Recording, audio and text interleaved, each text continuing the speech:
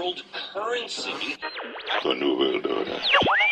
Those are the roots of trouble. I imagine that right now you're feeling a bit like Alice, tumbling down the rabbit hole. Let me tell you why you're here. You're here because you know something. What you know you can't explain, but you feel it. You felt it your entire life. That there's something wrong with the world. You don't know what it is, but it's there, like a splinter in your mind, driving you mad. It is this feeling that has brought you to me. This is your last chance. After this, there is no turning back. You take the blue pill, the story ends. You wake up in your bed and believe whatever you want to. You take the red pill, you stay in Wonderland, and I show you how deep the rabbit hole goes. All I'm offering is the truth, nothing more. For we are opposed around the world by a monolithic and ruthless conspiracy that relies primarily on covert means for expanding its sphere of influence, on infiltration instead of invasion, on subversion instead of elections, on intimidation instead of free choice, on guerrillas by night instead of armies by day. It is a system which has conscripted vast human and material resources into the building of a tightly knit, highly efficient machine that combines military, diplomatic, intelligence, economic, scientific, and political operations. Its preparations are concealed, not published. Its mistakes are buried, not headlined. Its dissenters are silenced, not praised. No expenditure is questioned, no rumor is printed, no secret is revealed. But I am asking your help in the tremendous task of informing and alerting the American people. And now, welcome to another episode of Down the Rabbit Hole. Here's your host from federaljack.com. It's Popeye. Ladies and gentlemen, welcome to another live edition. It's May 21st, 2014. Tonight, as promised, I am super excited about the broadcast. As I said the past couple days, I started talking about this last week. A couple weeks ago, I had a very pleasant, intellectual, logic-filled, fact-filled conversation with a real peace officer, Sergeant John Shirley, one of the founders of Oath Keepers, member of Law Enforcement Against Prohibition, all-around actual good guy. If you look up the term good guy in a dictionary, I think you'll see a picture of John there giving you a good old wave. He's really actually a good guy, and I've chatted with him off air. He's an example to other peace officers of how they should handle themselves, and I've been wanting to get him back on to pick his brain and go over a ton of things, including the epidemic of police brutality. And I've told you all, I've really wanted to sit down with someone who's had this training as a police officer and who's been in the dirt, as it were, been on the ground, and get his opinion about this epidemic of police brutality, the way they handle people's dogs, everything. So we're gonna get into it. I'm gonna let him pontificate as much as he possibly wants. I'm just super happy to have him back. So without wasting any more time, I want to welcome back to the broadcast my good friend. He's also a listener of the broadcast. I think it's pretty cool. But one of the founders of Oath Keepers, member of Law Enforcement Against Prohibition, and as I said, one of the real good guys that is out there, Sergeant John Shirley. John, welcome back, brother. Hey, Popeye. Thanks for having me back on. I want to take just 1 second. Yesterday marked the 19th anniversary of my best friend lost his life in service to our country in the Navy 19 years ago yesterday. And I just want to quickly have a remembrance for my friend Brandon Weatherly. He was a former Navy SEAL and lost his life in an accident in the Persian Gulf area. So, Brandon, wherever you are, I'm thinking about you, buddy. Fair winds and following seas to your comrade. Thank you. So, John, the last time we talked, we got into the war on drugs and, good cops versus bad cops, and I had a really huge response from that. And the people that had messaged me or the comments on YouTube or on Facebook or Twitter, the emails and stuff I got, everybody was really happy to hear how you spoke, because they understood that you were, a quote-unquote cop, but yet at the same time, you weren't a cop. You didn't think like one. Here you are, someone who has a badge, but yet, oh my God, you have a brain in that head of yours. They really found you enlightening. So I'm glad you came back on. Thank you, a lot for giving me another 2 hours of your time. So with that being said, I want to hop right into the biggest question that was posed to me in a lot of these messages, and something we didn't really get a chance to get into in depth last time, and I want to pick your brain on it. Is this epidemic of police brutality across the country? Now, obviously, you've been in for 20 years plus. I'm sure, and we had this conversation the last time you were on it. You've seen this change in the attitude of the people that wear the uniform and do the job now. But I mean, I know it's police officer tendency to say, well, blah, blah, blah, it's just more news cameras and more people on the internet now. That's why you see it more. But, I mean, be honest. Do you not think that in the past 20-plus years, especially I'd say the past 5 or 6, especially not since 9/11, but really the past 5 or 6 years, it seems to have amped up, that the epidemic of police brutality is just kind of growing exponentially and getting a bit out of control? Well, I think it's important for me. I look at the trend in police brutality, and I want to couch this early on that I'm not casting aspersions lightly when I say this, but I think part of the issue is a lot of the police recruits that were coming on when I came on the department 20 years ago, a lot of them really were just college graduates. They went to college, they graduated, the job market wasn't all that great, and so they chose public service because it was a good steady job, and they weren't going to have to worry about being laid off.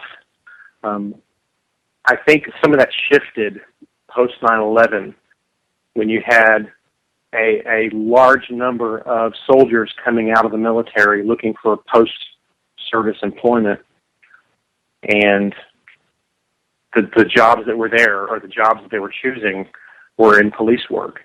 And I think the big difference is that, over the years, you've always had a large number of military guys go into law enforcement.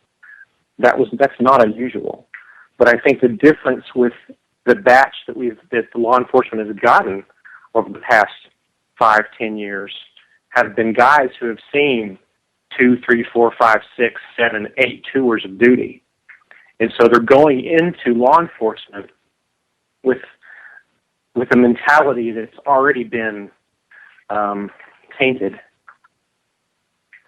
by years of brutality and quite possibly post-traumatic stress, all the things that really would not make for a good peace officer if the training is not up to snuff. And I don't think that law enforcement and police academies have tailored their training toward the reality that we're dealing with guys who were being shot at on a daily basis from the rooftops, and we're dealing with IEDs and suicide bombers, and trying to take that mentality and form it and take it and kind of strip away the debris of their experience to bring them into the fold as a peace officer. That's a big transition. That's a very stark transition. And I don't think the training changed to address soldiers with so many hostile combat interactions to turn them into a Constitution-abiding peace officer. It brings me back to a good friend of mine from high school. His brother went into the Army when he graduated high school, and he subsequently became an officer with my agency. And I remember early on when he came on the department and I ran into him, and he was, even at that point, he was like, I drive down the streets and I keep looking up at the rooftops because I'm looking for snipers. And I'm thinking to myself, my God, why haven't we, pardon me, why haven't we done some training or deprogramming, some after-action stuff to try to get these guys back down to a level where they can deal with a civil society, where you're not looking for snipers on rooftops, and you're dealing mostly with good people. Even if they happen to be in a bad situation right then, they're still good people. So I think that there's been a lack of shifting the focus of training. If you're going to hire a large number of guys from the military that have had and seen horrible things over months and months and years and multiple tours, if you're not addressing that in the training or in the pre-service selection, you're doing your citizens a complete disservice by not protecting them from guys who are suffering under their own psychological issues. That's a really good point. It's actually a really important point to note. But it makes sense to hire these people if you understand the overall agenda, because then you want someone that's gone through that training and that's got that aggressiveness. But that's an underlying agenda of the people at the very top. And unfortunately, the police and the military, and I've said this before, and I'll say it again, you guys have to understand whoever you guys, the boys in blue that hear this broadcast, because I know some of you will, you are considered dogs by these people, these elitist scumbags. Okay, why do you think when we're in the military they make us wear dog tags? They call the general public the walking dead. They call people that are in the military and in police and federal agents and stuff, they call them their dogs. Do you want to be someone's dog? Really? Do you want to be someone's dog? I don't think so. And personally, I, as a citizen, don't want somebody, and I'm a veteran, okay? So I'm not, veterans are scary. But I don't think that it's safe to have somebody with that type of issue driving around with a gun and the power that is given to police officers these days. I just don't think so, and I'm not picking on them. And as your friend said, they should have some sort of deprogramming, some sort of sit down, some sort of de-escalation of their minds. They don't have that, and it's not. The military doesn't do it. They do a very inadequate job of it. And then when these people get out, they don't know how to do it themselves. Trust me, I didn't know how to deal with certain things when I got out of the military. Okay, there's just really no help there. Even if they pretend there is, there's not, because they sit there and pat you on the head and say, "Oh, you just need pills and stuff." Blah blah blah. They really don't help anybody. And then somebody with PTSD, you get into a position like that, and maybe you're in a situation where you start to have flashbacks, like you said. Your friend was driving around saying that he would look up in the rooftops to see if he's going to get shot at. I know a lot of people like that. I know people that can't be in cars that go 25, 30 miles, more than 25, 30 miles an hour. They freak out, and they can't. I've seen guys that can't be in cars on the highway because they see some trash on the side of the highway and they think there's an IED in it. And I know how it is. So I'm not picking on anybody. It's just we as a society look at it and say, I don't understand why it's going on. Well, this is why it's going on. And of course, it's not an oversight by the people in charge. It's done so on purpose. It's like, I'm sure you've seen the stories. They're hiring police officers now that have an IQ of 100 or less, John. And there's actually been class action lawsuits in the country over this, where people have been tried to become a police officer and they were told they were too smart for the job. That's kind of creepy. I mean, you want me to be honest? It's kind of creepy that they would want somebody with an IQ of 100 or less. And the one police chief that they spoke to, when they asked him why, he said because they had too high of a turnover rate. Because the job was boring. I mean, what are your thoughts on that? Well, it harkens back to something we discussed a couple of weeks ago. When I went through the recruiting process, there's multiple phases in the recruiting process, extremely drawn-out process. One of the last ones being a psychological evaluation. And it's about what you'd expect. It's a battery of tests, testing God knows what. When I sat down with the police psychologist after my psychological exam, they almost didn't hire me because they said I was not aggressive enough to be a police officer.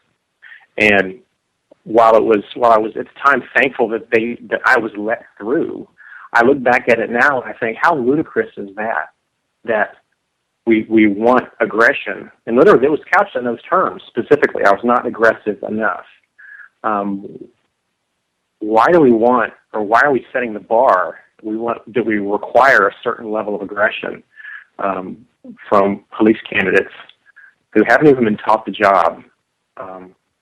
Why do we want them to be aggressive, overly aggressive? And we're going to exclude people who aren't aggressive enough. And so it just gives kind of a snapshot. And this is 20 years ago, a snapshot of what the recruiting process entails. And going back to the soldiers who served multiple tours, surviving. I'm not a soldier. I haven't been a soldier, but I know from my time on the streets in a not so nice part of town that very quickly you learn basically a muscle memory. If something happens, you've got to be ready to react. And I can only imagine for soldiers who spent months and years in a combat situation, that muscle memory has been honed and honed and honed to a super sharp edge to where they're going to react to save their own life or the lives of their buddies. And I'm afraid that when they get back to the States and they hire on to some of these law enforcement agencies, that edge is still at the same point. And so they're going to respond immediately with overwhelming violence to protect their life, not because they're bad guys, but because that skill has been honed over years in a combat situation. So there has to be some level in the training or the pre-service selection to dull that edge a little bit, to bring them back into the normal fold of society. And I think it's doing a disservice not only to those individuals, because I think it sets them up for a very difficult career and a potentially destructive career if they don't get those things addressed before. Because I don't think there's any mechanism during service that's going to accomplish that. I think most likely that mentality is going to be maintained by the rigors that are required, of being a peace officer, especially in a major city, where you're going to deal with aggressive subjects and you're going to deal with serious situations on a routine basis. So I think that kind of accounts for a certain amount of the increase in brutality that we're seeing. As far as whether that's the plan, I'm not sure that the planning at the level of any one of these agencies is adequate to accomplish that, to accomplish wanting more aggressive officers. I think a large percentage of it is just organic, because I know and this is speaking from my experience in my agency, we're having difficulty getting qualified and willing recruits in the door at this point. I know that right now in my agency, we're not even covering attrition in new hires. We're not covering the attrition that will occur during the period of the police academy while they're there with the guys who are being hired on. So, unfortunately, a lot of these agencies, and I'm sure other agencies mirror mine, they can't choose, they can't afford to be ultra-selective because we can't even fill the classes we have. So at that point, you're lowering your standards, or you're skipping over these warning signs, and you're allowing people in who probably should never be wearing the badge.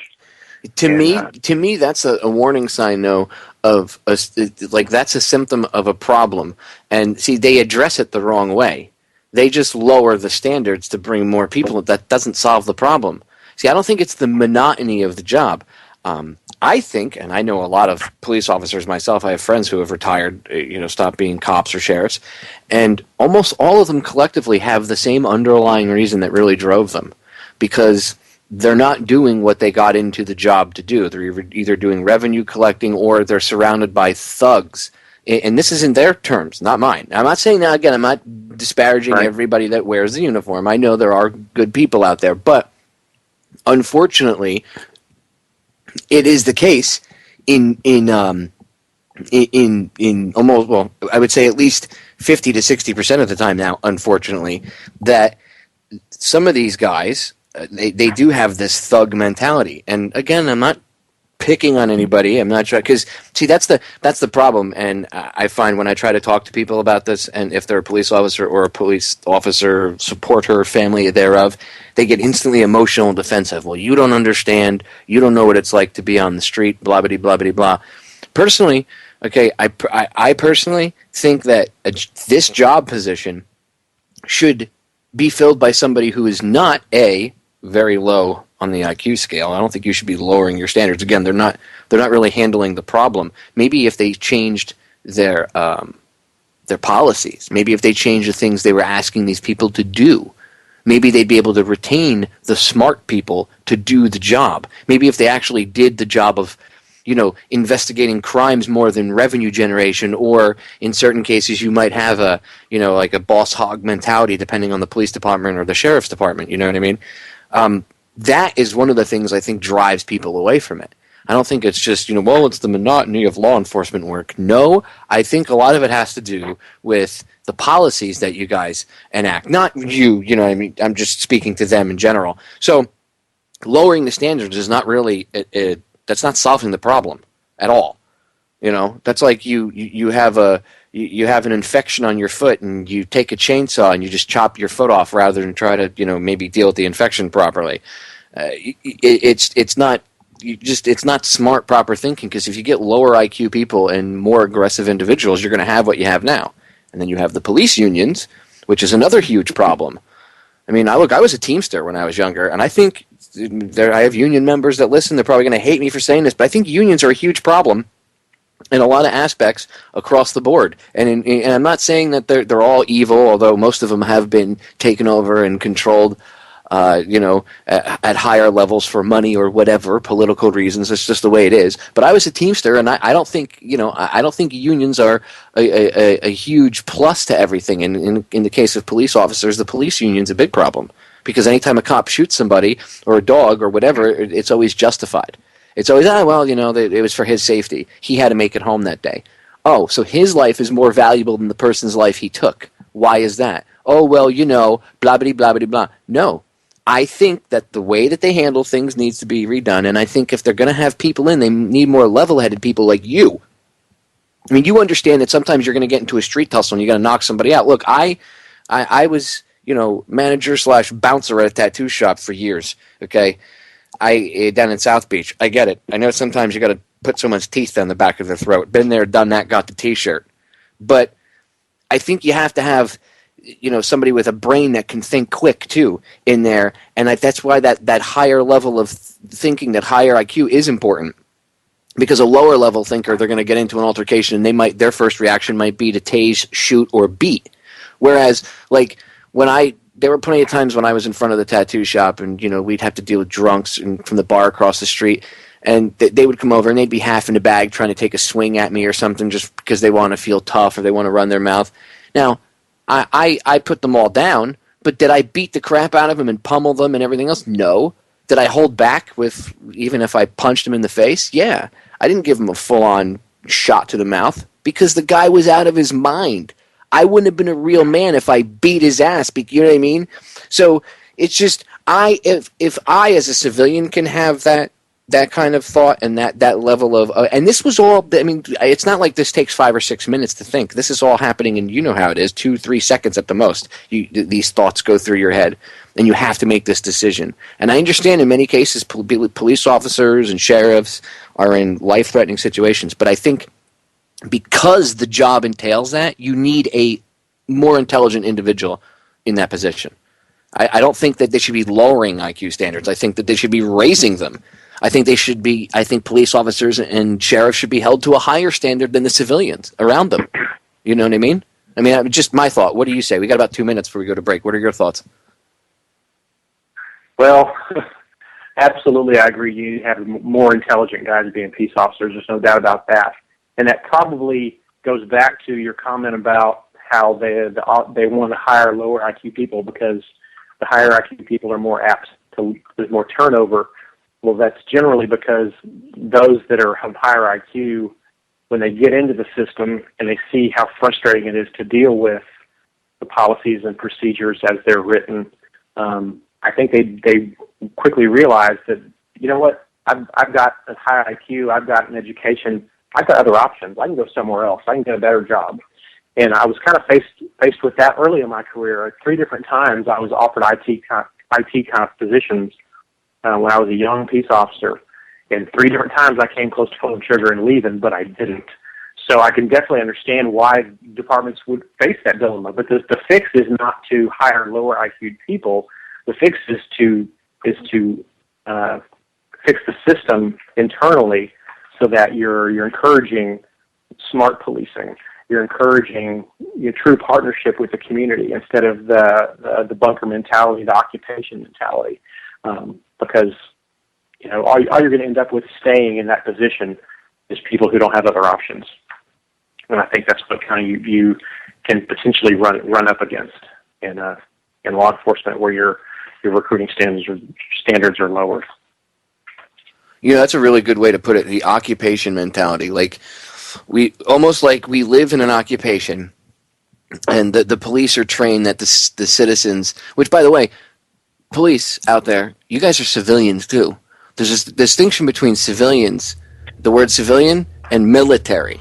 Okay, you're a civilian. You just wear an outfit, a costume, whatever you want to call it, a uniform. Okay, but you're certainly a civilian like the rest of us. We're all on the same team. It's one of the whole points of having these conversations with John, is to get that message across to you all. Okay, ladies and gentlemen, stay tuned. Break sneaking up. We'll be back in 3 short, quick minutes. Don't go anywhere. We are back, ladies and gentlemen. So I want to get right back into it, because we were having a really good conversation with Sergeant John Shirley before we went to break. And before we hop right back into it, I want John to take a few seconds. John, plug anything that you want to plug. I know you like to throw out Oath Keepers and stuff, but anything with law enforcement against prohibition, too, you want to throw out there? Any links, websites, or anything? Well, law enforcement against prohibition is something I'm kind of newly involved with, and I'm probably looking to get involved with their Speakers Bureau here in the not too distant future. And so I'm kind of a newbie when it comes to LEAP. But, LEAP is very important because officers who've been in the trenches and who have experience dealing with not only the street side of drugs, but also dealing with their own bureaucracy, over time they realize that, one feeds the other. The fighting of the drug war feeds the narcotics enforcement bureaucracy. And so guys who've been in the trenches and have a brain see both sides of this equation and realize that the battle we're fighting is a losing battle, because we've got a nebulous moving target in fighting the quote-unquote drug war, and there's no way to win the war. Everything that was set out to be completed as part of the drug war has been a colossal failure, and guys who are in the trenches, who have a brain, see that it's fruitless to keep fighting this war the way we've been fighting it. So LEAP has been at the tip of the spear in trying to educate other people involved in law enforcement and other peace officers that, you know what, guys, this is a model for failure, and that all we're going to do by doing the status quo is increasing the narcotics enforcement police budgets and increasing the pain and suffering that ends up being felt by the citizens who are subject to this quote unquote drug war, because so many people who are caught up in the drug war are either very minor users of illegal substances, or the family surrounding them, and so you're not solving any problems. You're just really honestly creating additional problems. So LEAP is extremely important in getting out there in the front and educating other peace officers that we've got to find another way. And prohibiting, especially cannabis, is not going to solve a problem. And having solved a problem, it's going to continue to foster the problems we have with law enforcement. And it also serves to show the good citizens out there that there are peace officers who still consider themselves quote unquote civilians. And so I really want to push officers out there, look up LEAP. Honestly, look at their videos on YouTube or the videos and stuff on their website, read the publications, and just give it an honest thought. just for 1 minute, let down your guard and consider what they're saying. And if it makes sense, well, then do a little bit more research. And I'm telling you, if you've been in the trenches and you've seen both sides of that equation, and you see what L.E.A.P brings to the forefront as far as the hot points, there's almost no way you can disagree with them, because the facts that they bring out regarding, drug enforcement at the street level, with especially your user level enforcement, it's pointless, and it does nothing but damage society as a whole. And so I encourage officers to get involved with L.E.A.P and, of course, Oath Keepers. And just, guys, you're given a power when you're handed that badge and that gun. Wield it wisely. Know where your power comes from. Study your Constitution. Understand what the Fourth Amendment really means. Don't violate people's rights. Just educate yourself and be one of the guys that stands up for the people. You are not an enforcer. You're not a tool of the establishment. You're a peace officer. And educate yourself. That's all I can say is educate yourself about L.E.A.P, about Oath Keepers, about the Constitution. Yeah, and don't allow yourselves to be used, because that's what's going on right now. I mean, to the officers out there, again, you guys wonder why the general public hates you, and I know you're taught that you're at a war with scum, and the general public hates you, it's a thankless job. No, the general public hates you because you're killing people, and because you're shooting dogs, because you're SWAT raiding the wrong houses based on BS warrants, because you wanted to hurry up and get that drug bust because of the war on drugs. I mean, how many people got to die? How many innocent people who think their houses are being broken into get shot and killed, and then those officers get awards for it, even though they went into the wrong house? I've seen that happen. No one being held accountable, and that's a problem. And I'm not harping on the subject. I'm pointing out a major problem, and I'm pointing out to you, those who wear the uniform and the badge, the reason why people don't like you. It would be like thinking that the people of Iraq are ungrateful for the freedom we brought them. Okay? It would be that's the same retarded line of thinking. You think those people hate us because, well, we brought them freedom and democracy and they're just ungrateful? No. They hate us because of everything that we brought. The death, the destruction, and all the things that we left in our wake. Well, that's the same thing that you guys do, and you just don't realize it. Maybe not on that level, but you're still doing it, and you're starting to amp it up. And that's why people are pissed off at you. Okay, you are on the same team as we are. John and I were talking about this during the break. Okay, before when I said there's an agenda, I don't mean your bosses, your captain, your chief. I don't mean the mayor.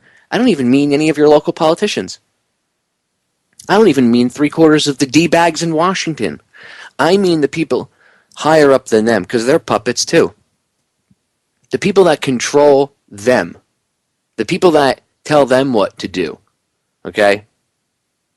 This is like a 3D game of chess. If you guys know what an M.C. Escher painting looks like, go look up M.C. Escher.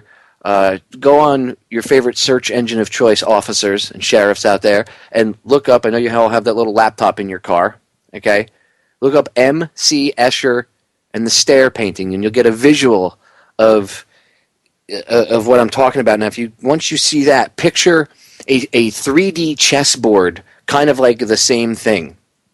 And there's, there's different levels all over the place, okay? And they move pieces around, and things don't seem to make sense because it's not, normal physics, or things are upside down on different boards and you don't get it and it just makes no sense to you. Okay? That's what's going on. And you're one of those pieces on that board somewhere. And so am I. So is John. And so are the civilians that you think you're at war with. The scum of society. See, we're all on the same level, you get it? We're all being played against each other. And that's why it's important to have these conversations. Now, I think that the police that violate their oaths and then kill innocent people or kill dogs and stuff, you guys, and then when you hide behind your chiefs and your police unions and stuff, and this is me, this is not John saying this is me, I think you guys are cowards. And I think you should be held accountable, and I think you should all be fired. And I don't think the police union should have the power that they do. And if you think, well, you're just a stupid-ass civilian, doesn't know what he's talking about, I bet you I could do your job more efficiently than you could with a quarter of the violence. Okay? Learn conflict resolution. I know it's not an easy job to do. I'm not saying it's an easy job, but let's be real, okay? You don't need to shoot and tase everybody. You don't need to use the toy. You know, you don't got to draw that thing off your hip. In fact, John, what is that called? I forget what it's called. The level of, you bring up the level of force. You guys have a special term for it. Where you go from like. I think you're referring to the force continuum. Yeah, that's it. You start off with like maybe the baton, work your way to the pepper spray, baton, taser, and then the gun. Like death or tasing are usually on the farther end of the spectrum, and somehow the first two seem to have gotten chopped off, and now it's tasing for like stupid things. And in situations where you're like, well, you could have just tased the guy, they shoot him dead. So it seems to be this jump. And again, that's the agenda I was talking about. I think that we're all being played against each other, and the people that know this at the higher levels, they understand how to play humans off against each other. And that's what they're doing. They're playing them against us, and that's why their media lapdogs will show certain videos and take a certain perspective on a police brutality case or something like that. Because all they really do is inflame the public. They don't sit down and have a conversation like we are, where we try to work it out with solutions. Thoughts? Well, I think that one of the issues also is that as officers have been given more tools in their toolbox, like tasers and beanbag shotguns and such, I think they've made the mistake of de-emphasizing the lower echelon of the force continuum. Force continuum starts out with verbal commands, and from there it goes to casual contact. And so I think, when I came on, we were told, verbal commands, casual contact, a little bit more serious contact, and maybe you go to your baton. And to me, 90% of issues can be controlled with effective communication, verbal communication, number one, or very much so casual contact can take out another probably 5% of that issues. Just touching somebody on the shoulder, hey man, come on, let's calm down, let's do this in a more reasonable way. But I think with the introduction of these other toys in the toy box, the training has fallen off about officers using effectively, voice commands or psychology on people. When I came on, it was kind of the term that we used was verbal judo. Effectively talking to somebody in a crisis situation. Those skills have been forgotten because officers want to immediately go to their taser or something more, and it's not necessary. I think the taser can be a positive tool, but I think so many officers now want to immediately go to the taser instead of just taking the time to talk to somebody or to casually put their hands on somebody. Or even if they have to get into a minor tussle with somebody, they immediately want to go to that taser, and they want to call the taser first they started off calling it a non-lethal weapon. Now they've kind of advanced that because of all the people who have died from people getting electrocuted to death. They've now turned it to be a less lethal weapon, but it still has lethality to it. So why don't we start re-emphasizing the lower end of that force continuum, better training officers to deal with people on a verbal basis and a casual contact basis, instead of jumping into the tasers. I see so many videos now that are posted on the web of officers having an issue with a suspect, and they don't hardly exchange any verbiage with the person. They don't take the time to make a casual contact. They want to act like they're in a hurry all the time. And honestly, back when I was a street sergeant, one of the first things I would tell young officers is, listen, guys, in all but the most rarest of situations, there's not a hurry. There's not a rush to do something that instant. I said there are times when doing something that instant is paramount to you surviving or other people surviving. But other than those most rarest of events, what is the hurry? You're going to put in your 8 hours no matter what's going on. don't be in a hurry to escalate a situation to think you've got to resolve it immediately. Take the time to talk to somebody. If you have to talk to somebody for a half an hour and that keeps you from having to tase them or it keeps you from having to put your hands on them in an aggressive manner, well, that's a success. And you're going to get paid the same no matter what you do. But you know what? If you take that avenue of talking to somebody for 30 minutes to de-escalate the situation or casually put your hands on somebody, the chances of you getting injured are much less. The chances of you injuring the suspect are much less. The chances of someone other than you and the suspect getting injured is much less. So take the time and just calm down for a minute. Take a step back. There is no hurry. The one time in my career I got in trouble for something, early on in my career, in a use of force situation, looking back now with 20 years of experience, I made a rookie mistake. I was in a hurry. I thought I had to do something right that instant in a situation that didn't call for it. And so, while tasers have their place in the tool pouch of police officers, it needs to be put in its right place on that continuum. And we need to reemphasize talking to people, having a conversation, casual touches, even having to put your hands somewhat aggressively on somebody before you reach for that taser and electrocute somebody. It's just take the time to make the right decision and don't be in a hurry.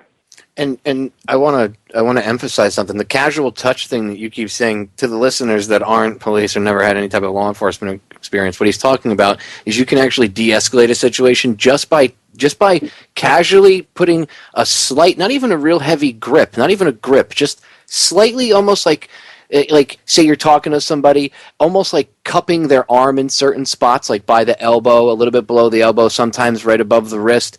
You'd be surprised how you could de-escalate a situation like that. And I don't mean grabbing them ninjutsu style and yoking their arm up behind their back. You can do that if they started to pose a threat and they started to bring up their threat continuum, right? Then you could bring yours up because you'd already have your hand there. But that gentle touch, it's actually psychological. And you're taught this. This is one of the things that I learned when I was younger. And in some of the law enforcement experience I had and just training that I was given. Even when I was a PI, there was training that we went through and that I took myself just in case I was ever in a situation where I had to get myself out of it. And this is one of the things that's constantly taught in conflict resolution and de-escalation of a problem is the gentle touch of the arm. People go, huh? You don't just walk up and grab the guy's arm. It's how you're standing, how your stance and how your body is in comparison to him, how you're squaring off almost against them, or if you're not squaring off against them. It says, your body says a lot. And I think one of the other big problems is the way that these officers approach a situation. Instead of walking up and being cordial, yet, you could be authoritative, but you don't have to be a dick. You don't have to be like Eric Cartman in South Park and respect my authority. And I think the body language and the energy that they give off with that, a lot of times that sets the situation on the wrong course right off the bat. And look, you're going to have people that are out of control out there, but like, come on, let's be honest. Like 8 out of 10 people are not going to be maniacs. They're average people just like you. So I just think that they have to, honestly, I think you guys need to bring it down, not a notch, about 50 notches. You need to stop looking at the civilians like they're scum. You need to stop thinking you're at a war in this country. I mean, we're at war, but we're at war with people that want to eradicate a good portion of mankind, including you, by the way. I don't think you're in the group. You're not. Again, go look up The Night of Long Knives as one reference. And throughout history, look what happens to the people that do the bidding of their masters. As soon as they do the bidding and their masters are done with them, they usually end up in the same place or end up with the same fate of the people that they, got rid of or did whatever for their master. So we're all on the same team. We're getting played against each other. And again, I couldn't reiterate this point enough. That's why it's important to have you on, John, because, I want to pick your brain about a ton of things, but it's important to have these conversations where we aim them. The listeners are listening to my regular listeners, but it's also important for the police officers and the sheriffs out there to hear this because you're an officer. You know, they might look at me and go, well, he's just some loudmouth dick radio show host. Screw him. He doesn't know anything. He's not a cop. But you are. You're a peace officer. You've been in the trenches. So you know what you're talking about. And you can agree that this is just getting, slightly out of hand. And I'm being sarcastic when I say slightly. I mean, the other thing I wanted to ask you about was dogs. Like, come on. I got attacked by a pit bull. Okay, guys, I used to do recovery. I did towing and recovery for like 10 years. I did repo work. You don't think I've ever been shot at? You don't think I've ever had beer bottles or 40s thrown at me from project windows 20 stories up? You don't think I've had people come out with knives, baseball bats, cinder blocks, dogs? I had a pit bull attack me once, ripped my left leg to shreds, and I beat its head in with a mag light.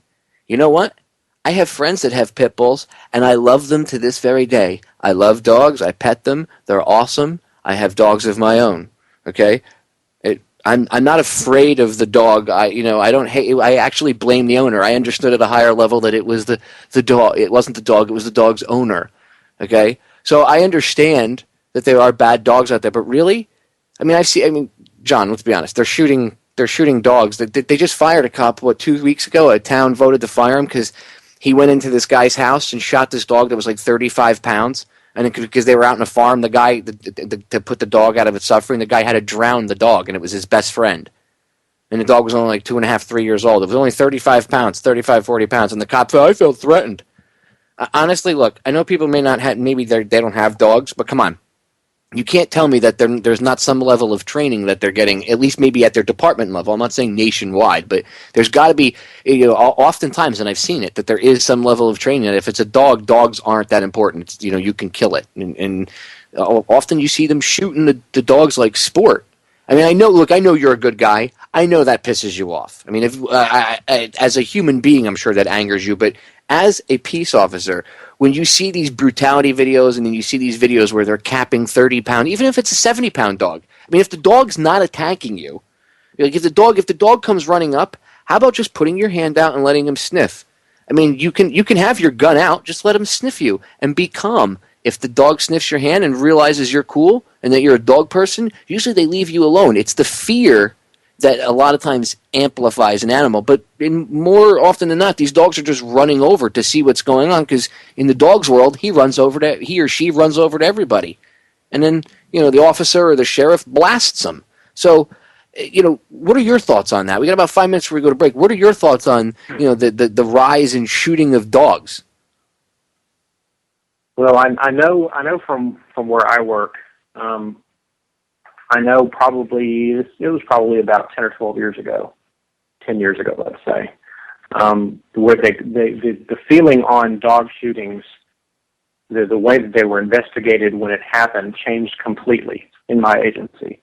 And it went from just below a shooting of a person to something that's handled just at the local level, quote unquote, the division level, and so the amount of oversight that went on decreased dramatically in my agency, and by extension, it's probably pretty safe to assume that the same trend happened nationwide, because that's generally how these things happen. So that the importance of the investigation of dog shooting decreased tremendously, and I know in our agency, with a snicker, officers would talk about how it's open season on dogs. I haven't heard that recently, but I haven't been on the street in a while. But it was open season on dogs. So I think it started with a change in policy, and I think it was ill-advised, because anytime an officer discharges his weapon, it needs to pretty much be handled like he shot a person.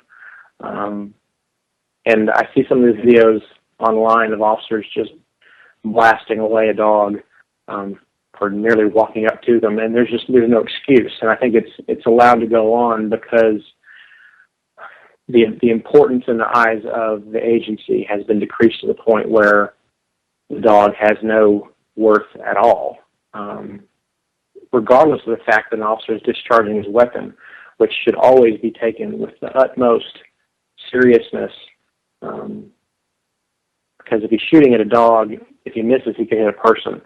So I think that the dog shooting incidents need to be investigated with the utmost seriousness. And so I think it's a reflection of the decrease in the seriousness that these agencies are taking dog shootings in general. And there's just no excuse for it. I think a lot of it, once again, well, let me just say this. Prior to the policy change or the attitude change in these agencies, there was not a rampant problem with officers getting bit by dogs. It did happen, but it wasn't like this rampant problem that we had to address in some other way. So I don't really understand. Well, actually, I do understand. The reason the policies changed is because of staffing issues, and nobody wanted to take the time to do a full investigation on a dog shooting. So we decided as a career, as an agency, as being peace officers, that we're just not going to look at dog shootings that importantly because we don't have the time. And I think it's a disservice. And it just makes no sense. Why are you going to shoot somebody's dog for nothing? If a dog is biting you, actively biting you, yeah, or trying to bite you, absolutely. Do what you need to do to defend yourself. But just shooting Fido because he's wagging his tail and walking up to you as you approach a police call is just absolutely ludicrous. And I want to go back to the use of force discussion we were talking about a few minutes ago. And a maxim that I kind of try to live by when I was on the street still is that when I approached a scene, disturbance call, assault call, whatever, I always wanted to tell myself and remind myself, how would I want a family member of mine treated if they were the ones calling the police, if they were having a problem? How would I want my mother treated, or my brother, or my sister treated? And it always kind of put me in the right mindset to de-escalate the stress and the anxiety that officers are going to have when they're approaching an unknown situation. Just try to think for 1 second, if that was my brother who was having an issue with his neighbor, or my brother who had a couple of beers too many, how would I want them treated? And that doesn't mean you don't do your job. It doesn't mean you don't protect yourself. It doesn't mean you don't protect other people at the scene. But what it means is you treat that person like a human being and remind yourself, well, if that was my brother, I'd want the officer to only use the amount of force necessary to affect his job or affect an arrest or affect the solution, not running in there and acting like, the law. And John, I'm going to cut us off right there because the break is sneaking up on us. When we get back, I'm going to have you reiterate this point because this is really powerful and the officers out there need to hear it again. Stay tuned. 3 short minutes. Don't go anywhere. Ladies and gentlemen, we're back with hour number 2 here on tonight's live edition of Down the Rabbit Hole. I'm your host, Popeye from FederalJack.com. It is May 21st, 2014. Tonight I'm talking with John Shirley, Sergeant John Shirley. He's an active duty peace officer, member of Law Enforcement Against Prohibition, one of the founders of Oath Keepers organization, and if you're a police officer, maybe you should look into. You can learn a thing or two from them. We've been talking about police brutality, police violence, and stuff, and before I have John reiterate his point that he was making about when he was a police officer, so a way he kept himself in check with his escalation of force that he would use, in each situation. I want to say something. And I'm going to single out a certain type of police officer. The canine officer. You guys. You have a canine partner. You have a doggy with you, right? Always running around. Yeah, they might chase criminals and stuff. They might be an officer and all this, but they're still a dog, right? You still treat them like dogs. They're still a loved one. They go home with you. I see how canine cops react when their dog gets shot. They react like somebody that has a dog who loves their animal would get shot. You react the same way. If my dog got shot, you react the same way when your partner gets shot. Okay? That's the point. So maybe you guys, the canine officers, Instead of always focusing on the war on drugs and my canine getting bad guys, maybe you guys could sit down and explain the value of the animal in your life to your fellow officers. Maybe you could explain how it hurts if someone hurts that animal. Because I'm going to tell you what, there's all this hullabaloo, and people get arrested and go to jail for killing police dogs. Everybody's all sad. It's on the news. Oh, cry, tear. Oh, tear, tear, tear. Poor Rex, the police dog, got shot while chasing a perp. But if he had mauled the guy to death, they wouldn't have cared, right? Rex would have been a hero, even if the guy was just some low-level scumbag coke dealer that was running. Rex was a hero. But he gets shot and it's, oh, tear, tear, tear. But the same type of dog, let's say it's a German Shepherd, right? In both cases. One's a police dog, one's not. Could have the exact same mentality and personality and everything else. Loving, blah, blah, blah, except for the fact that the police dog is trained to attack. But let's say that away from the vest, the police dog loves kids and everything else, right? Really great. And so does the other German Shepherd. But the other German Shepherd gets shot. Now, let's say both get shot. And they both get killed. Everybody's going to flip out. Oh, the poor police dog. Oh, yeah, my God. Oh, the poor police dog. What about the other German Shepherd? That's got no value because it wasn't a police dog? So that's just a piece of crap dog. Just someone's property. Some scumbag animal. No. So you know what? Just like you guys would feel horrible, officers with canines, just like you guys would feel horrible, and justifiably so, I may add, because that's you become bonded with that animal. You become attached to that animal, just like someone with a service dog would. Yet they kill service dogs, I see all the time, or even someone without a service dog, but the animal is just their animal. Okay? Well, it's just a piece of property. It's just a stupid pet. No, it's not a pet. It's a member of their family. Okay, for those of you officers that don't have canines, how would you react if someone came into your house and shot your children? You'd flip out. Well, some people can't have kids. Maybe they only have dogs because for medical reasons or whatever.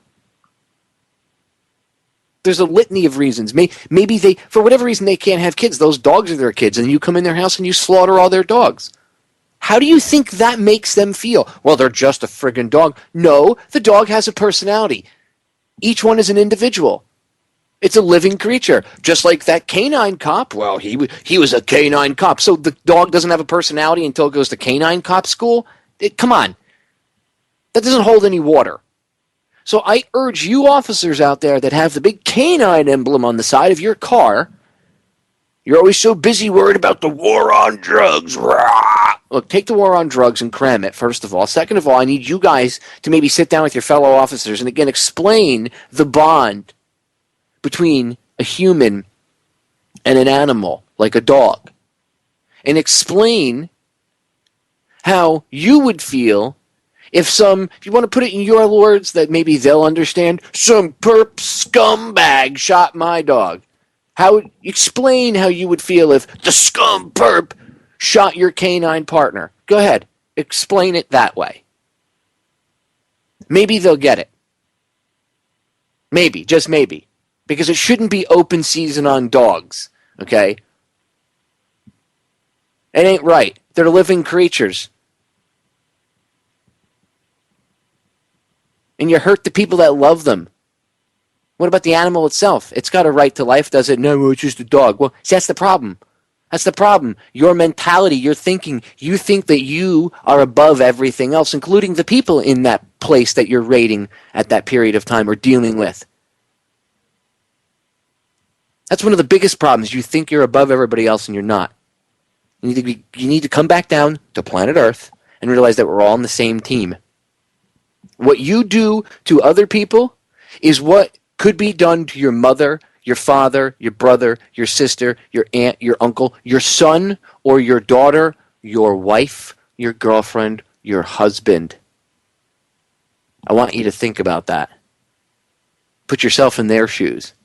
Now with that, I'm going to bring back John because that's kind of the point that he was making with what he was saying and how he would gauge each situation individually. And I want him to go ahead and reiterate that point again because it's important for the officers that are going to tune in and hear this broadcast, whether you guys hear it live or later on, it's important for you to hear what he has to say. So, John, go ahead and reiterate that point that you were making when we went to break.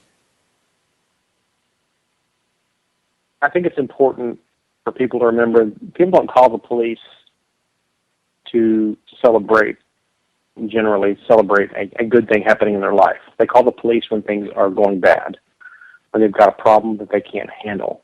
And realistically, everybody at some point in their life is going to have a situation that goes out of control and they can't handle for whatever reason.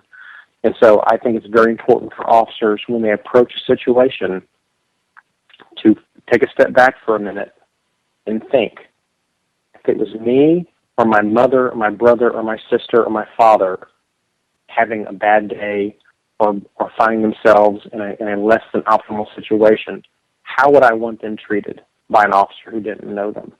And so I would always approach it being, this is somebody's mother, and this is somebody's father, somebody's brother.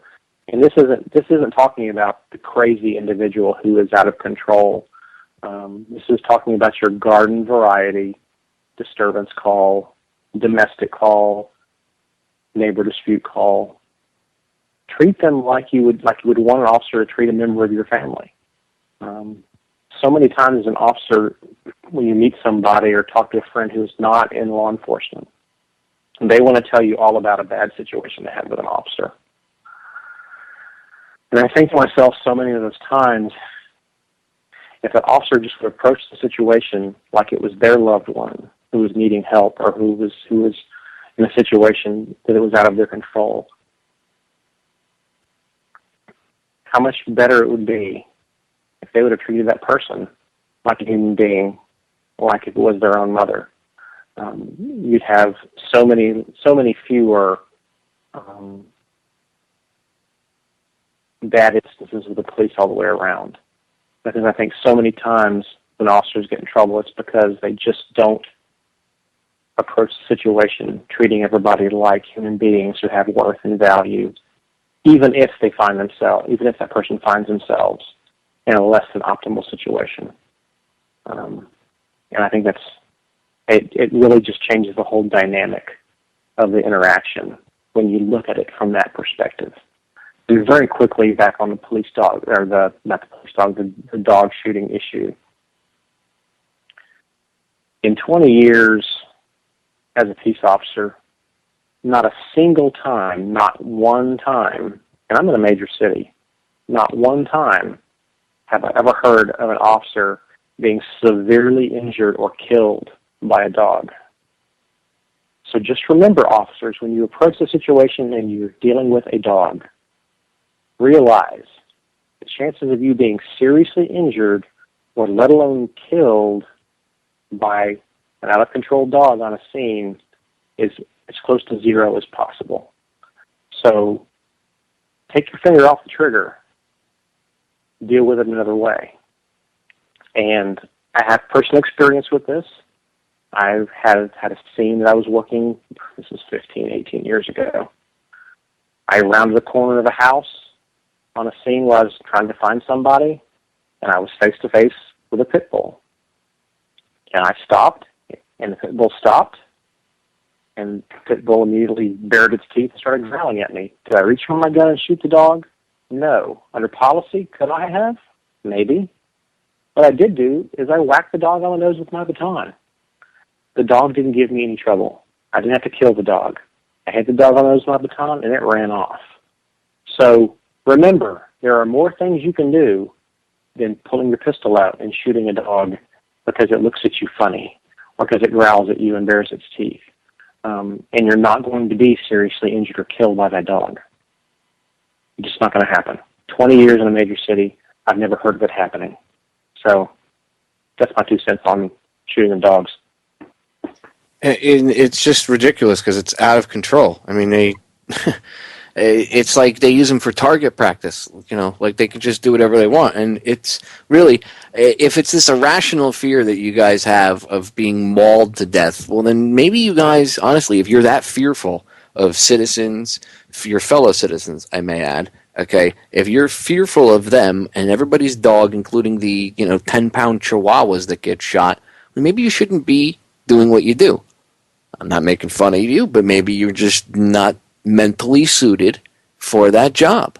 I'd hate to break the news to you, but if you feel threatened by a 30-pound dog, look, I understand people don't like dogs. They might have this primal fear of them, but it's all in a lot of times it's how you interact with the dog. Again, I got attacked by a pit bull one time going to pick up a vehicle when I used to do, and I wasn't even doing a repo. I mean, I've had dogs sick on me, but this one, the dog, it just happened to be, it was the neighbor's dog, and while I was picking up another vehicle, the dog came out in the street and attacked me. Now, I had to cave its face in with a mag light, and it tore up the back of my left leg. I had to go to the hospital. Do I hate dogs or pit bulls? No.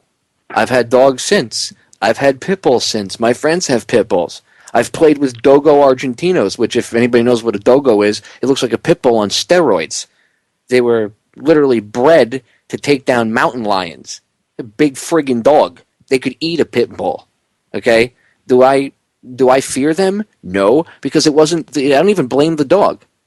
I blame the owner because he made that dog that way, the way he treated the dog. So I understood at a higher level. Okay? Of course, the dog attacked me, and I caved its face in with a mag light. It was attacking me. At that point, well, it's me or him. Okay, understandable choice. But case in point, last night I go out. I like to go out sometimes and do cardio at night when it's quiet, like 2-3 o'clock in the morning. And if it's especially if it's a clear night and the moon is out, it's very refreshing. There's no one around. So in my last night, I was taking a walk around a lake that's nearby here, and there was a guy walking his dogs. It was late, and he was doing the same thing. And I've seen him before. He's got a huge Great Dane. His name is Rufus. Okay, Rufus is a huge puppy. Okay, he's a dog, but he's got the mentality of a puppy. He's probably only about a year and a half old. Okay, and he's also the biggest wimp that you could ever meet. Now, this dog probably weighs about easily 120, 130 pounds. He's huge. I mean, he stands. I'm 5'5". I'm kind of short, but this dog stands even on an average dude almost up to about mid stomach. The dog is huge. Okay, he's just big. But I've seen Rufus before. He's cool. He's an all right dog. Like I said, he's a big baby. And whenever he sees somebody, especially if he hasn't seen you in a while, he'll look at you and he barks and he gets all excited and he was barking. But as I kept walking, I slowed down and I knew, I knew who he was because I've seen Rufus before. But I put my hand out and I walked very slowly and I just kept walking towards him and he actually backed up. And eventually he walked over towards me and he sniffed my hand. And as soon as he sniffed my hand, he started rubbing his head all over me, rubbing his body on me, letting me scratch him. Okay, this dog was. I mean, if he had stood up, he would have been taller than me. Was I afraid of him? I mean, he could have, if he wanted to attack me, he could have done some hardcore damage. Now, could I have escalated the situation when he first saw me and he got all excited? Yeah. And I could have maybe made it go wrong. But he's a big pussy. That's what the dog is. He's a big wimp. And what happened? He came over and gave me kisses and I was scratching them, right? I didn't act aggressively, and I also didn't show the animal any fear because I had no reason to fear him. Even if I didn't know the dog, you don't show them fear. It's all in body language and the energy that you give off. Remember, the energy you give off could excite them, and they're not humans, so they can't go, hey man, I don't know what your deal is. I don't know if you're freaking me out. You're kind of freaking me out. I don't know if you're being aggressive or whatever. I don't like the energy I'm getting off you. They can't explain that to you. You know how they explain that to you? Roof, roof, roof, roof, roof. That's how they explain it, genius. So pulling your gun out and shooting them is not the answer. I think, again, conflict resolution, it hits on so many different levels. And this makes me ask the question, and again, I have to throw this back to you now, John. Why is conflict resolution not being taught as the first step and the most important step? And that violence and this type of mentality of we just need to tase him or shoot him or whatever, blah, that should always be the last resort. Now, I understand at a much higher level the powers that shouldn't be, how they understand how people work, and they would, at a much higher level, they would want somebody to think like that and have that mentality because it would enable them to keep this chess game going. But is there a difference in training? I mean, I'm sure there has to be. Is it that they're not teaching conflict resolution? Is that not taught in the police academies anymore? I mean, what's going on with that? I think a lot of times the skill of conflict resolution or verbal judo, I think it's a skill that takes a long time to hone that skill, and it takes practice, and it takes multiple instances of training. And I think most agencies probably don't want to devote the time it takes to either find officers who have that skill or to hone that skill or develop that skill in young officers on an ongoing basis, because it's not one of those things you can just give somebody an 8-hour class and expect them to be a master at conflict resolution. I think it's one of those things that need to train in the academy, to spend a week on conflict resolution with active situations, and then in the field training process, they need to tell their field training officers, you need to look for deficiencies in conflict resolution. Look for deficiencies in these base levels of the force continuum, because if they don't get that, they're going to fall back to what is relatively easy, which is getting physical with somebody. Going toe to toe with somebody in the grand scheme of things doesn't take a lot of brains, and so they need to teach field trainers to watch out for rookies who lack those skills and have a process of retraining or reiterating previous training to give them those skills. And I don't think there's a commitment on the level of training academies or training programs to really watch for that. Everything in a training program is about officer safety and who's a manifest safety hazard and all that kind of stuff. And while that stuff is important, it is equally important to have an officer who can successfully de-escalate a situation effectively and do it with some consistency, so they don't ever have to go to the level where they're having to use legal violence to solve a situation. I really looked at, when I was in my patrol time as an officer and supervisor, if I had to resort to violence, I almost considered it a failure on my part. Not to say that there aren't situations where you're left with no choice, because there are those situations, but generally speaking, I looked at it, if I had to resort to that, to a level of violence, I failed at some level. I didn't do what it took. And I think while that's not always 100% true, I think it's a very effective mental exercise for officers to go through when they look back in a situation where they had to use violence, for them to examine what they did and think, was there something else I could have done? Is there something I could have said? Is there another tactic I could have used? Something I could have done to not have to have resorted to physical violence. And I think if officers would use that self-reflection, I think that they would learn from their mistakes, and I think that it would almost be a self-teaching tool to reiterate the importance of conflict, resolution and de-escalation techniques. It forces you to think and to war game in your mind. And next time when I'm faced with a situation, how could I handle this a little bit differently so that I didn't have to put my hands on somebody in an aggressive fashion? Because every officer knows that the fewer times you have to get aggressive with somebody, the less likelihood that they're going to end up in a hospital, or you're going to end up in a hospital, or someone's going to end up seriously injured or dead. And so it's a holistic approach to scene handling that officers needs to be impressed upon officers, that the de-escalation and resolving situations without having to resort to anything more than verbal commands or a casual touch. That's what you're aiming for. You're aiming for everyone going home safely at the end of the night. Officers want to always say, I'm going to do whatever it takes to go home at the end of the night. Yes, absolutely, that's important. But it's also exceedingly important, extremely important, that everyone involved in a situation where the police are called, where everyone goes home safe at the end of the night. and I'm afraid that law enforcement has lost its soul, in that we look at ourselves as law enforcers, peace officers, and it's kind of like we talked about last time. It's just a mindset. Got to put yourself in the right mindset.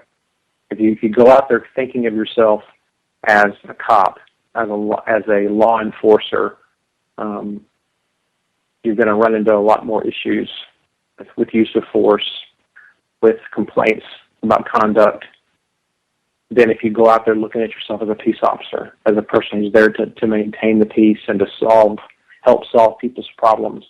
Those two different mindsets are diametrically opposed to each other, and there needs to be a renaissance in law enforcement training to emphasize the lower end of the force continuum. And they need to emphasize that, like, ASAP, because this needs to get done.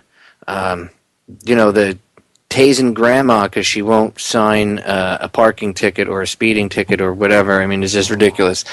Shooting people for the most minor offenses is just getting out of control.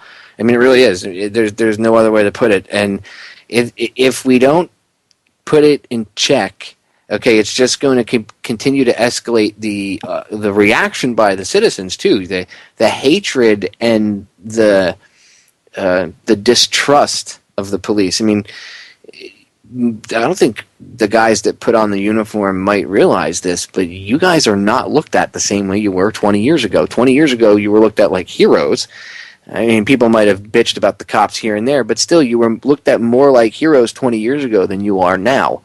And I'm not saying that there wasn't a police brutality problem back 20 years ago, but the point is it's gotten a lot worse, and your name has gotten a lot worse over the past 20 years. And that's you. That's nothing I can do. That's nothing John Q. Citizen can do. That's what this is something that you guys at the police department, sheriffs, captains, chiefs, whatever. You guys need to sit down with your officers. You officers out there that hear this need to sit down with other officers and have these conversations and be like, you know what? Maybe Sergeant Shirley is right. How would I feel if that was my mom being pulled over and somebody tased my mother? Now, maybe you don't like your mother, or maybe you don't like your dad. Think about somebody that you really love in your family, okay, and put them in the shoes of the person that's in the vehicle that you're pulling over, okay? Think about that. The more that you start to regain your humanity, I think that's one of the biggest problems is police officers, just like soldiers, are dehumanized to a large extent. And then with that training, they go out there with that mindset that they're put in, like they're programmed for, and then they go out there and they see the ills of life, and it just, at least in their mind, it reinforces that programming that's been instilled in them. And that's what happens with the military, and I see it with the police. So we need to not try to fight that with violence. We need to try to deprogram them, because that's what the powers that shouldn't be want. They want us to fight each other with violence. They want us to hate each other. They want the police to look at their fellow citizens as those scum civilians where we're above them, and they want the people to look at the police like they're authoritarian jackboots. They want us to fight. So let's not play their game. Let's outsmart them. How about that? Okay, we're all on the same team. Stay tuned. We'll be right back. We are back, ladies and gentlemen. Final segment with my guest tonight, Sergeant John Shirley, member of Law Enforcement Against Prohibition and one of the founding members of Oath Keepers, and, as I said, an active duty peace officer still. Just a great individual, great human being. So glad that he gives us the time that he does to come on here and talk to us, and also talk to his fellow officers. It's one of the things that I had talked to John about when we do these broadcasts is when we talk, yes, we're talking to the listeners, but he also knows that we're talking directly to a lot of the officers out there, or not a lot, all of the officers out there that are going to hear this broadcast. We're talking to all of you. And, whether you've been on the force, 30 years and you're a detective or whatever, whatever rank you are, captain, chief, whatever, or you've been on the force for, a month or a week. It's important for all of you to hear this. And, John knows that having these conversations with me This is what's going to change stuff. You want to know the truth? This is what's going to change things. I know people are going to go, well, how is having this conversation change things? Because it's out there, and then other officers are going to hear this conversation, and it might spark in their heads a little free thought. Okay, and you're not going to change everybody. I'm not going to magically snap my fingers and overnight everybody's going to change their minds and everything's going to end tomorrow. But this is how it begins. Things like this. Having conversations with people that have a law enforcement background about the insanity of what's going on today and how we need to fix it. Okay? And I'm going to let John pontificate on his thoughts about the Florida Sheriff's Association. I'm going to pick his brain a little bit about that. I did last time, but I didn't give him enough time. I only had I was like, John, 2 minutes, So I'll give him a little bit more than that before the end of the broadcast. But I want to let him talk about a point that he brought up during the break that's actually important, and it's this standardization of uniforms and police cars and everything across the country. And if you notice, they're going back to the old black and whites and all black uniforms, which is kind of, the black uniform thing is psychological. If you understand that black uniforms look scary, but I know John wanted to go off on this, and I know he wanted to pontificate on it. So, John, the standardization, militarization of the police departments countrywide. Wow, this topic could take up 2 hours or 4 hours or 6 hours in and of itself. And people need to realize that there are driving factors in the changes that you're seeing among your local law enforcement. And what drives those is not your police officer on the street. It's not the sergeant on the street. It's not the captain over a division. It's not the chiefs of police. It's not the mayors. There are larger organizations that drive these changes. And specifically, and this is my opinion, you've got two major groups that drive the changes in nationwide law enforcement. And number one is the International Association of Chiefs of Police, IACP, and they're a group made up of all the chiefs, but they're more like a steering committee for law enforcement. In fact, IACP publishes what they consider the model policies, and while every agency has their own policy manuals and their own rules and regulations, most of the time they mirror or follow very closely what the IACP stands for. And everybody has their own political beliefs, but I believe that when you start involving things that an international anything or huge conglomerate of things, it introduces negative factors. And so when the IACP publishes a use of force policy, over time, most law enforcement agencies adopt those policies. And so it removes that whole feeling of local when it comes to your local police, because the policies that your officers are following aren't being driven at the local level. It's not what John Q. Citizen thinks that his law enforcement agency should be focusing on or doing, or the procedures. It's what the IACP believes that they should be doing.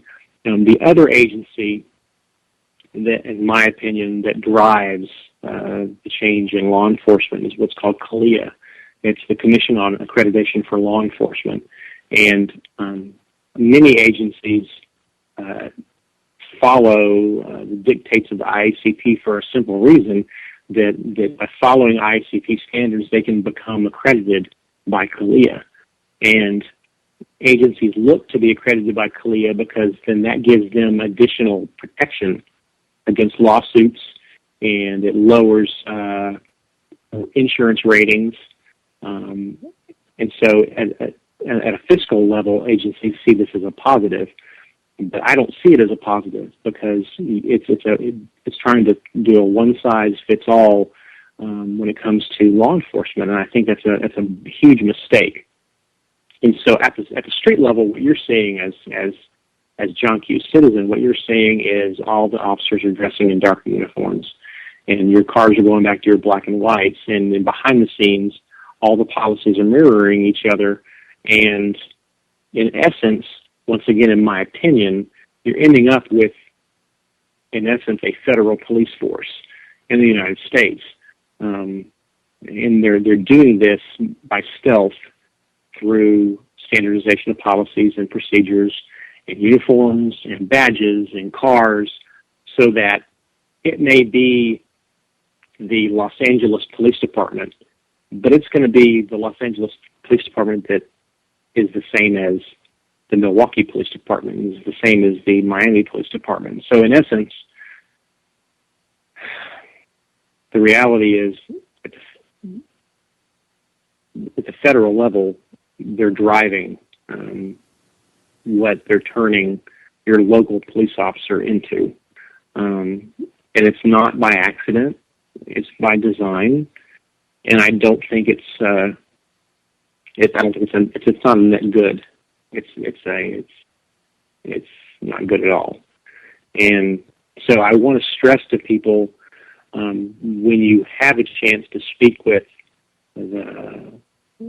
your mayor or your police chief or your sheriff, I want to have you reiterate to them that they're answerable to their citizens locally, at the local level, especially the sheriff, being the sheriff is the highest law enforcement officer in the nation, because they're the elected law enforcement representative. You need to hold their feet to the fire and force them to adopt local standards as to what is important and unimportant, and what policies or how policies should be formed, how they should be nudged, because what's okay in Wisconsin is not necessarily the exact same thing that's okay somewhere else.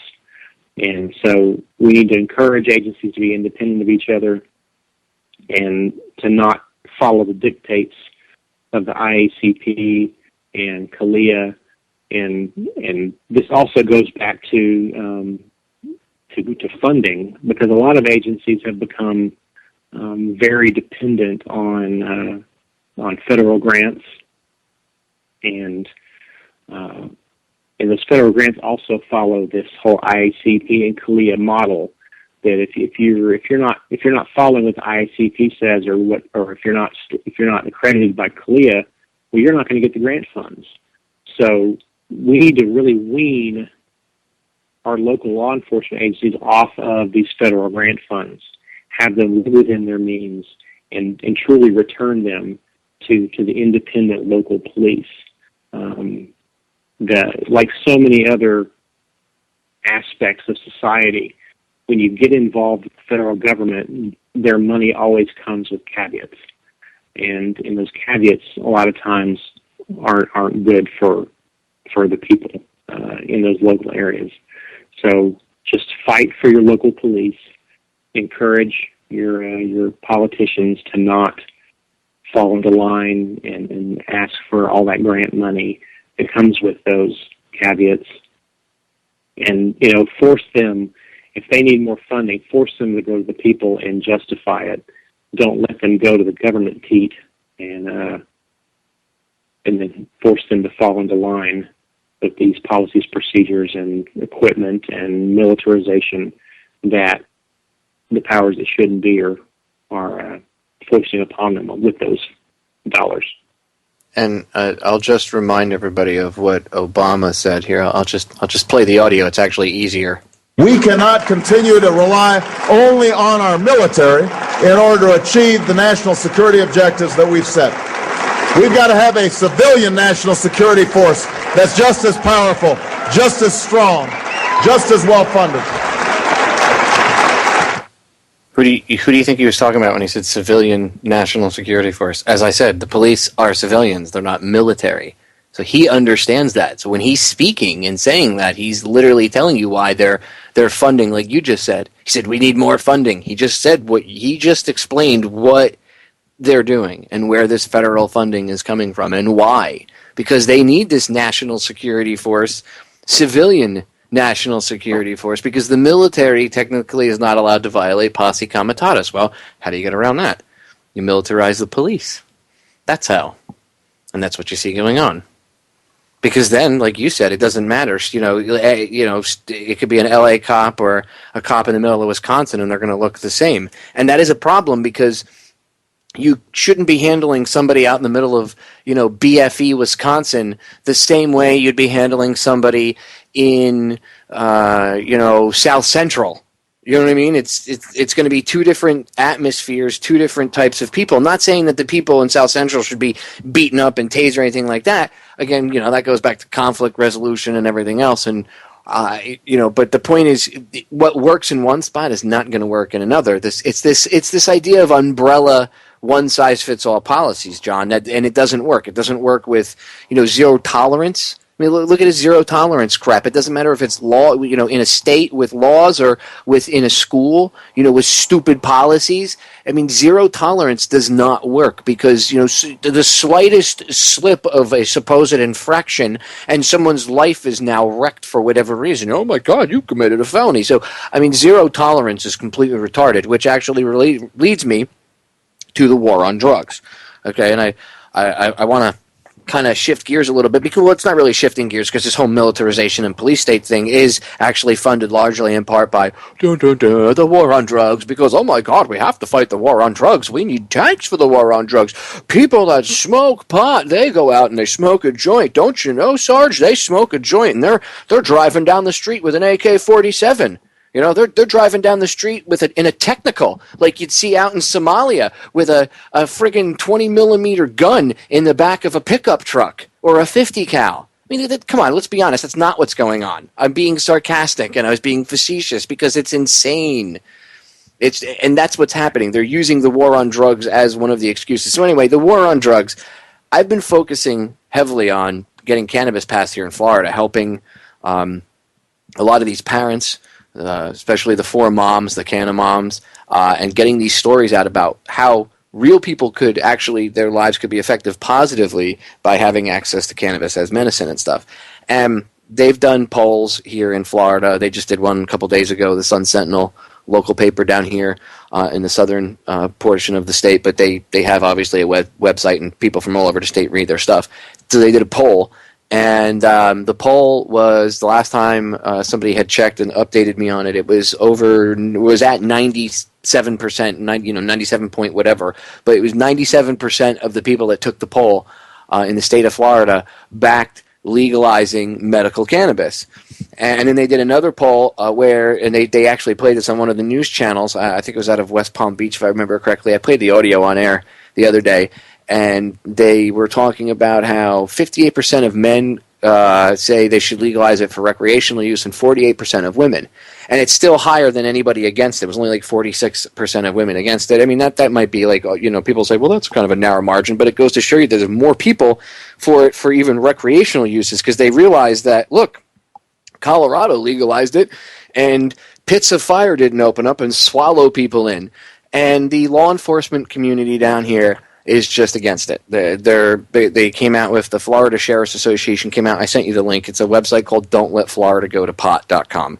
Absolutely ridiculous, the stuff that's on this, John. I mean, as a seasoned peace officer, someone who's been out on the streets and seen this stuff, when you scan through the stuff that you see, like I'll read you their issue, and I won't read the whole thing, but I'll read you a portion of it. It talks about, and I urge everybody, if you want to laugh and you want to see the death throes of the drug war, you can actually go to the website and see it. But none of the stuff that they put out there is actually factual. They might use a little bit of factual information, like a smidgen, a sliver of it, a tenth of a hundredth of a percent, but the rest of it's all crap. And basically, it goes off about different things on the ballot and blah, blah, blah, blah, blah, blah, blah, blah, blah. But it says basically at the end of the whole thing here at the bottom, this is where they kind of give the crux of their argument as, anything else. It says other states have tighter requirements when it comes to recommending to minors, such as requiring the physician to explain the risks and harms associated with marijuana use and or multiple physician assessments. Meaning, like, the state law would require you to have like 3 or 4 doctors before your kid could get medical cannabis. It's just, they want they want people to jump through hoops that they shouldn't have to jump through, these bureaucratic hoops. It's stupid. Okay, they bitch about the fact that the bill doesn't, that it says debilitating injuries or illness, but people could get they could get it if they had anxiety, and they don't like that. They don't feel that people that have anxiety should be smoking cannabis, basically. They don't say that. They say that, people use it for all sorts of issues. Well, because it works for all sorts of issues. Maybe if you did a smidgen of research on this, you'd understand. The problem is these guys, their rebuttal to any debate is always, the DEA has it classified as a Schedule I drug, and blah-blah-blah-blah-blah, and if it was going to save people, the FDA would allow it. My neighbor said the same thing to me a couple weeks ago. We had a conversation, and she said to me, I don't believe that it cures cancer, because if it did, the FDA would allow it to be out in the market. And I laughed in her face. Now, my neighbor's a really sweet lady, and I love her as a neighbor. Been my neighbor for years, but I had to laugh in her face and try to set her straight. She still didn't believe me. But let me finish this, and I want your thoughts on this, and I want you to address, if you would, because I don't want to put you in and get you in any trouble, but I want you, if you could, address them from a law enforcement officer's perspective who has a brain in his head. But first, let me finish this. It's marijuana would be sold through storefront dispensaries, not in medically controlled circumstances, and not monitored by physicians. With passage of this amendment in Florida, these storefront dispensaries would proliferate just as pill mills did, and marijuana use would increase. Areas with dispensaries will attract more crime. That's the crux of their argument. Because we had a pill mill problem down here. Oh, we're going to have these pill mills. Oh, my God. Well, we're going to have pot mills, John. They're called dispensaries, guys. And you know what? You're not going to have a pill mill problem like you did, because the cannabis doesn't produce the same effects as all these harmful opiates and everything else. But anyway, I digress. We got about 7.5 minutes for the end of the broadcast, so take as much time as you want. Speak, if you could, from the experience level that you have as a police officer, member of L.E.A.P, Law Enforcement Against Prohibition, but as a seasoned police officer with a brain in his head, John, who knows what he's talking about and has actually done the research. What would you say to these sheriffs who are so adamantly against it? And obviously, I think, and this is me saying this before I throw it to John, it's not because they're worried about anybody's safety. It's because they're worried about the money that they're not going to be making off of seizures of cannabis and other things in the war of drugs. Anyway, go ahead. The floor is yours, John.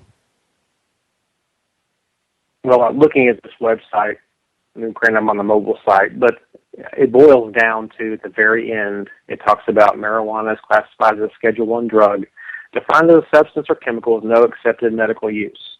That is laughable. To anyone who's done any research or has talked to anyone who's had glaucoma or has experienced cancer and used cannabis oil, they can tell you bona fide marijuana cannabis absolutely has medicinal use, number one. Number two, it's all about politics. It's all about budgets. And this is just my opinion. They don't want to see their drug war funds depleted. There's so much money that goes into funding overtime programs and narcotics units to bust street-level activity. They don't want to see the decrease in their budget, and they don't want to have to, reassess resources to continue this ludicrous, quote-unquote, war on drugs. Two important points, I think, when looking at the war on cannabis in particular, is that if you look at the countries who have legalized to even the point of recreational cannabis, the percentage of usage is much lower than it is in the United States. And so what that tells me, as a thinking individual, is that a lot of the usage of cannabis, or if you want to say abuse of cannabis, is because it's that mystique. It's illegal. I'm a rebellious teenager. I'm going to go get high. So in countries where it's legal, it's not happening. The exact opposite's happening. They have lower abuse rates, and they have lower instances of use of drugs as compared to the United States.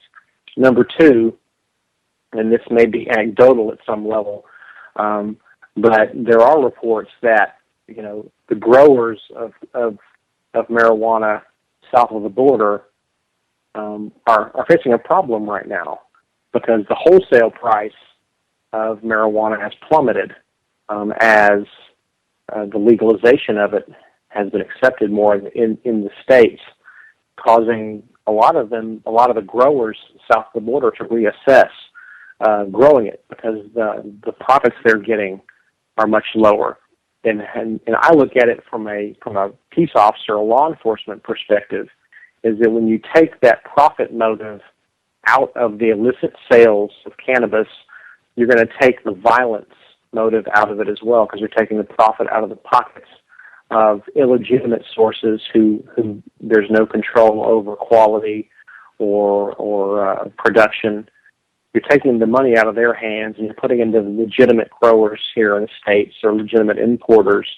And so you're going to short circuit the violence cycle that you have when it comes to illicit drugs and cannabis in particular. But in the end, the powers that shouldn't be, they don't want to see that because, you know, they can feast on the turmoil.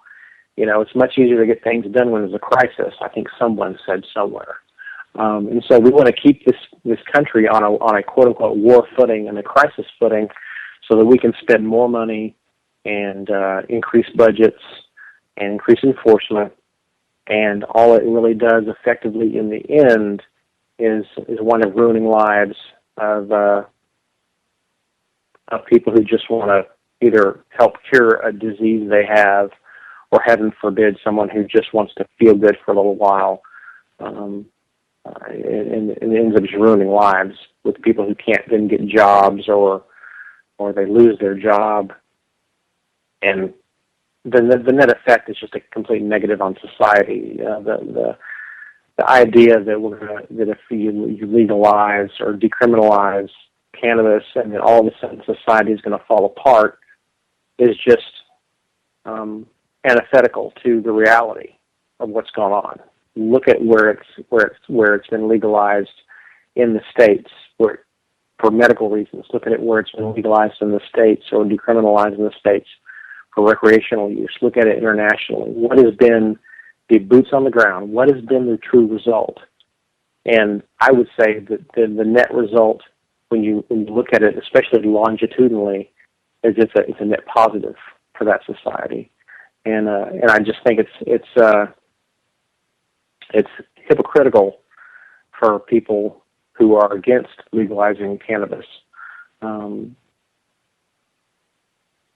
look down their nose at someone who wants to smoke a joint, either for recreation or for medicinal use, and then they go pop the top on their beer or go pour their glass of scotch and look down their nose at those dirty pot smokers. It just defies logic, and all I can do is I hold on to the hope that time will be the ultimate arbiter of this issue, because you're going to see in Colorado and Washington and other places that where you've already got medicinal marijuana that's legal, time is the ultimate arbiter of the truth. And when crime doesn't spike in Colorado and when actual taxation goes up because they're taxing it, I think that you're going to see the final nail in the coffin of prohibition. And I also want to draw a very distinct line when it comes to groups like the Florida sheriffs. The guys that put their names on that website, those are the politicians who are pandering to certain groups. Your line level peace officers, they're not the ones who are anti medical marijuana. They're not the ones who are generally even anti-recreational, especially the ones who've been on a while. Your rookie officers, they're still convinced that they're against the whole world, and that problem will resolve itself with some experience. But your line officers, they don't see recreational marijuana as a serious issue. So remember, when you look at things like this ridiculous, ludicrous website, that's not the officer that you see rolling down the street. That's not that guy's opinion, most likely. It's the powers that shouldn't be, and the politicians and the ones that want to drive those budgets up. They're the ones that are screaming from the rooftops that the whole world's going to go to hell because someone smokes a joint. I agree. I got to cut us off, John, because we are out of time. Thank you so much for coming on again, brother. Thank you. As always, ladies and gentlemen, it is an amazing broadcast when Sergeant John Shirley comes on. And don't worry, ladies and gentlemen, because he will be back on again. There's just that much to talk about with him. But we are out of time for this evening. So thank you all for tuning in. As I always say, the solutions to our problems are an inside job. Be the hero you always wanted to be, ladies and gentlemen. I know you have the superhero in you. I believe in you. I love you all. I'll catch you all again tomorrow night. We're out of here.